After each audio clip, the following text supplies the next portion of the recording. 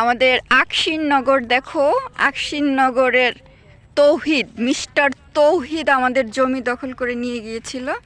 এখন জমি দখল মুক্ত, যে যার যার জমি সে এসে দখল করে নিয়ে গিয়েছে। এখনও কেউ অবশ্য বাড়ি করেনি, কিন্তু আকশিননগরের কোনো সাইনবোর্ড আশেপাশে কোথাও নেই। আমরা এলাকাবাসী কয়েকজনের সাথে কথা বললাম, তারা বলল যে আকশিননগরের যে এমডি ছিল তৌহিদ সাহেব, উনি প্রায় 100-র উপরে হোন্ডা নিয়ে আসছিল জমির এখানে ঝামেলা করার জন্য দখলের বিষয়ে।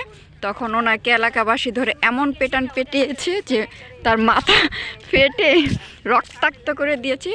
ইতিমধ্যে 6 গাড়ি পুলিশ এসেছে, পুলিশের সামনেই তাকে উড়াধুরা মারা হয়েছে। তাকে পুলিশ উদ্ধার করে নিয়ে গিয়েছে। এখন আশেপাশে আমরা কোনো সাইনবোর্ড দেখতে পাচ্ছি না। তাদের বড় বড় কিছু সাইনবোর্ড ছিল, সেই সাইনবোর্ডগুলো এলাকাবাসীরা ভেঙে ফেলছে, এবং যে ওরা রাস্তা বানিয়েছিল রাস্তাও কেটে ফেলছে। তো এই হচ্ছে আকশিননগরের মেইন রাস্তা। আমরা এখন মেইন ফটক দিয়ে আমাদের জমিতে যাচ্ছি। আর আমি আশা করব আপনারা যারা এই আকশিননগরের জমির মালিক, প্রকৃত জমির মালিক যারা, তারা আপনারা অবশ্যই যার যার জমিতে এসে আপনারা যার যার দখলে যান এবং এখানে ঘর করে যার যার জমি সে দখলে নিয়ে যান।